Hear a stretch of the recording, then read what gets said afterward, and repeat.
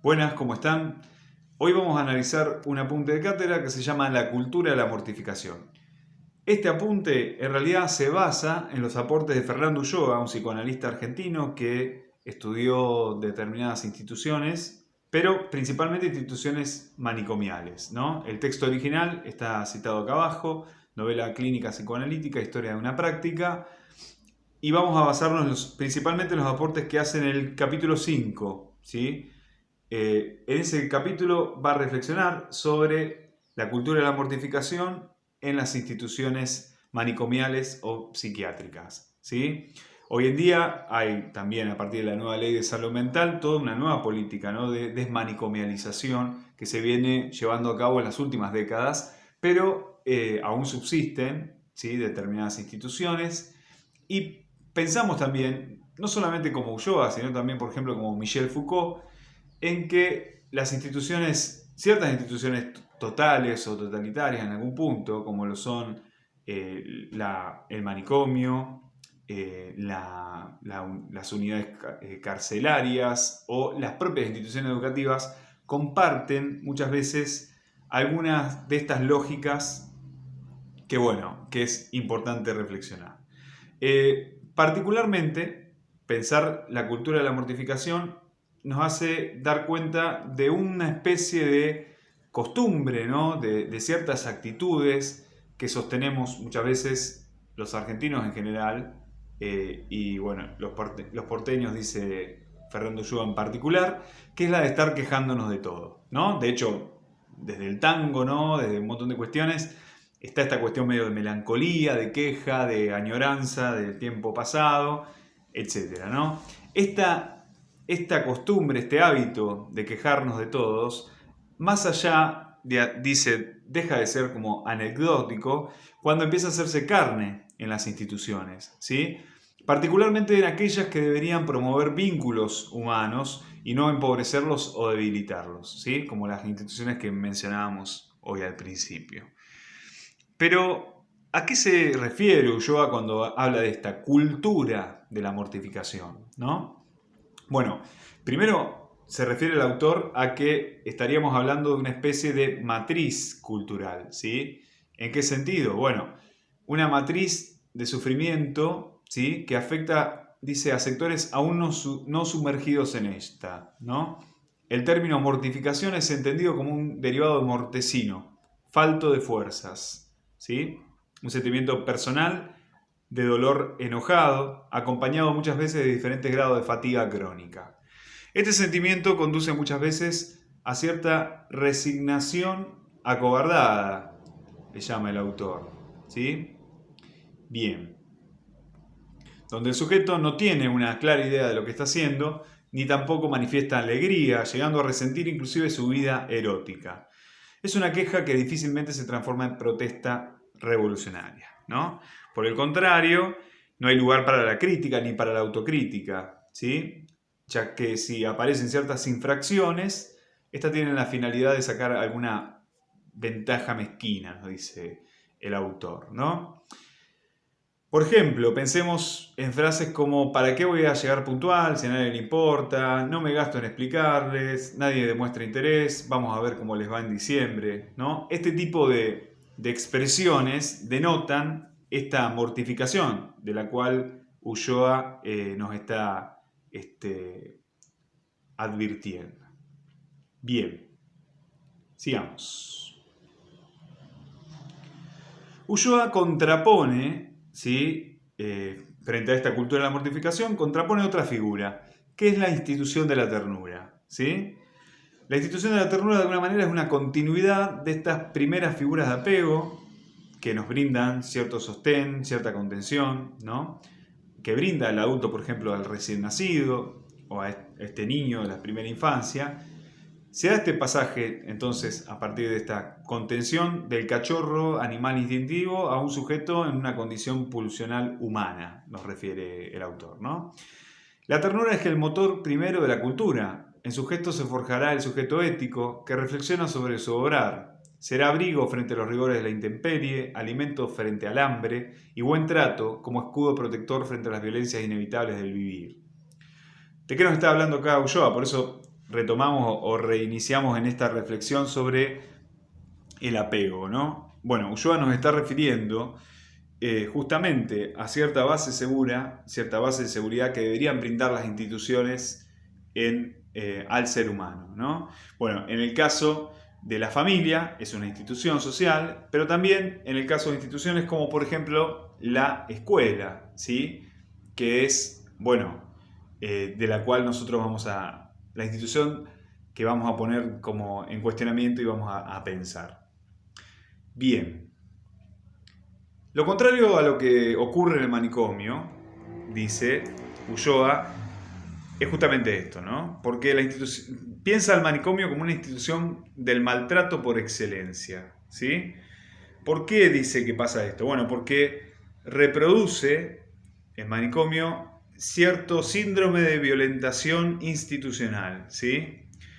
A ver, como bueno, señalamos recién, más arriba, no solamente nos referimos al manicomio, pero bueno, Ulloa lo piensa al principio desde el manicomio, ¿no? Este síndrome de violentación institucional. Bueno, ¿en qué consiste esto? Bien, pensemos un poquito.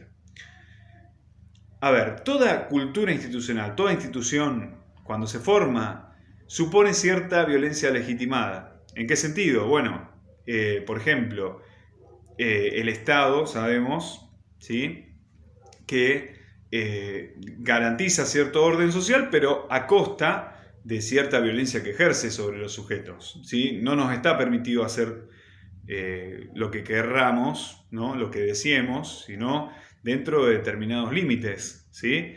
Lo mismo pasa, por ejemplo, en una institución familiar. Se llegan a ciertos consensos, ciertos acuerdos, y no se nos está permitido hacer cualquier cosa. Hay cierta violencia, por eso decimos legitimada, ¿sí? Las normas de funcionamiento son impuestas y anteceden al sujeto. Regulan la expresión de sus deseos, de sus impulsos, por ejemplo, ¿sí? El problema es cuando estas reglas se vuelven arbitrarias, ¿sí? Ahí es donde se configura el síndrome de violentación institucional. Las personas pierden su función vocacional, ¿sí?, su vocación de ayudar, de servicio, su vocación de transmitir conocimiento, de transmitir valores, de, digamos, fomentar una institución democrática, ¿no?, en el caso de las instituciones educativas, por ejemplo, y perdiendo esa vocación se empiezan a volver funcionales, sintomáticos, le llaman él, ¿no?, burócratas, ¿sí? Cumplir con papeles, como si el trabajo con otros seres humanos se vuelve, digamos, como algo maquínico, ¿no? Algo, digamos, tan automatizado que se deshumaniza. La intimidación se da también en función del acostumbramiento, ¿no? La rutinaria máquina de la institución está en marcha. Los síntomas que él señala como síntomas de violentación institucional son los siguientes. Bueno, el primero que señala es la fragmentación del entendimiento. ¿Qué es esto? Si empezamos a, digamos, ser cada vez más específicos en las intervenciones de cada uno y empezamos a aislarlos, por ejemplo, en el caso de la escuela se aíslan las diferentes asignaturas con diferentes profesores, con diferentes cursos, etc. A medida que vamos aislándonos, actuando como en forma individual, el entendimiento, la comprensión de cómo es la cultura de esa institución se va también volviendo cada vez más difusa, ¿no? Entonces, cada uno está refugiado en su propio hacer, ¿sí?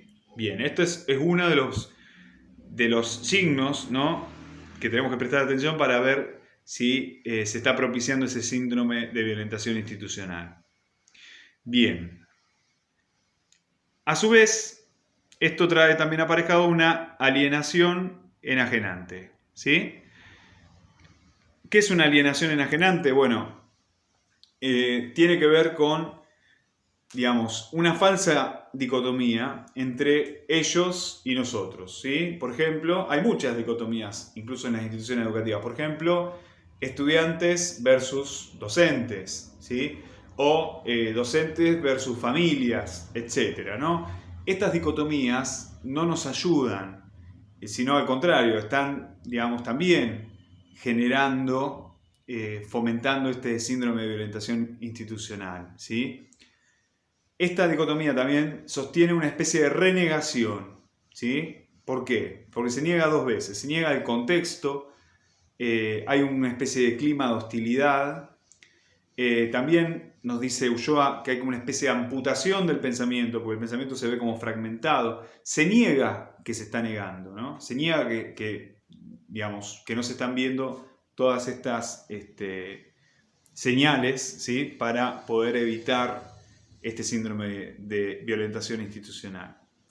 La otra cuestión que aparece mencionada es una falta de especularidad relacional. ¿En qué sentido especularidad? Bueno, en el sentido de espejo, ¿sí? Acá nos retrotraemos también a la teoría lacaniana del espejo, donde para poder construir el sujeto una identidad, una imagen de sí, necesita reflejarse en el otro, ¿no? Necesita que el otro le haga, digamos, una devolución de sí mismo, ¿no? Lo tenga en cuenta, valore su palabra, etc., ¿no? Bien, el no reconocimiento del semejante también lleva a esta merma de estímulos libidinales, o sea, del amor, ¿no? Del afecto, el deseo como motor para la acción recíprocamente enriquecedora. O sea, esto también se ve, digamos, coartado a partir de esta falta de reconocimiento del otro. Bien, de esta manera se genera lo que Ulloa llama una encerrona trágica, ¿sí? ¿Por qué una encerrona trágica? Porque es como una especie de círculo vicioso donde se reproduce todo el tiempo este tipo de violencia, ¿sí? Bien, es una situación donde alguien para vivir, para trabajar, para recuperar la salud, para aprender, depende de alguien o algo que lo maltrata o que lo destrata, ¿sí? Por eso hablamos también ahí de lo siniestro, ¿sí? De ese dolor psíquico que se presenta como un laberinto sin salida. Las cosas siempre fueron así, nada van a cambiar. Son frases que escuchamos muchas veces en las instituciones educativas, ¿no? Las escuchamos en las salas de profesores, las escuchamos muchas veces en reuniones, ¿sí? De personal. Todos son rotulados, etiquetados, dice. Ahí es donde la singularidad subjetiva, o sea, digamos, el reconocimiento de las particularidades, las características que nos distinguen, ¿no? Que nos identifican de cada uno, se ve como desdibujada, ¿no? Por ejemplo, frases que repiten, ¿no? En cuestiones discriminatorias. ¿Qué esperás de estos nenes? Con la familia que tienen. A fulanita no le pidas más que eso. No le da más, pobrecita. ¿Sí? Estas frases que se repiten muchísimas veces en las instituciones educativas reproducen, ¿sí? Esta encerrona trágica que menciona Ulloa más arriba, ¿sí? ¿Por qué encerrona? Porque no nos permite salir de nuestros prejuicios, no nos permite trascender, analizar la situación y nos quedamos reproduciendo una y otra vez lo que esperamos encontrar, ¿sí? ¿Cómo salir de esta encerrona trágica? Esa es la pregunta, ¿no? El desafío, ¿no? Que nos plantea Fernando Ulloa, ¿sí? ¿Cómo salimos de esta encerrona trágica? ¿Cómo? Bueno, lejos de centrarnos o quedarnos con una mirada fatalista, con una renegación acobardada, le llama él, Ulloa nos desafía a transformar esta realidad de nuestras instituciones, corrernos de la mortificación, revalorizar la ternura, ¿sí? Revalorizar la ternura. ¿Por qué habla de esto, no? ¿Cómo hacer eso? Bueno, Ulloa nos dice que tenemos que proponer acciones que sean realmente movilizadoras, ¿sí? Tenemos que entender que no estamos solos, que tenemos que agruparnos, recuperar el sentido humanizante de nuestra tarea, sea cual fuese la función que estemos asumiendo. De hecho, en muchas instituciones educativas hay actores institucionales tan importantes como porteros, porteras, que, digamos, reconocen a los chicos, los saludan, les preguntan cómo están. Hay un montón de cuestiones que no pasan por la jerarquía, por eso digo, no importa acá qué rol específico, en qué función específica dentro de esa jerarquía estés cumpliendo, sino realmente recuperar justamente lo humano en nuestras instituciones, ¿sí? Generar, entonces dice Ulloa también, generar un pensamiento que rompa con la estabilidad alienada, ¿sí? Que rompa con el status quo, con esta cuestión, ¿no?, de que cada uno cumple con lo que supuestamente tiene que cumplir y digamos, no trasciende, no humaniza su tarea, abriendo nuevos horizontes de acción, ¿no? Asumiendo una postura ética, ¿sí? Una postura ética, reflexionando sobre nuestros propios valores y nuestro propio accionar. Entonces ahí es donde está la cuestión de esto de la ética. Y así readueñarnos de nuestros propios cuerpos, de nuestra psiquis, de nuestro colectivo social, para asumir una condición plena del ser humano, como sujeto de derecho, responsable de nuestro obrar y del sentido de una existencia autónoma. Bueno, gran desafío el que nos plantea Ulloa para poder romper con esta cultura de la mortificación. Pero más allá de pensarlo como algo utópico, es súper necesario pensarlo y tomar cartas en el asunto para poder empezar a generar nuevas formas de vincularnos e instituciones que realmente sean significativas para toda la comunidad que habita esas instituciones. Nos vemos la próxima.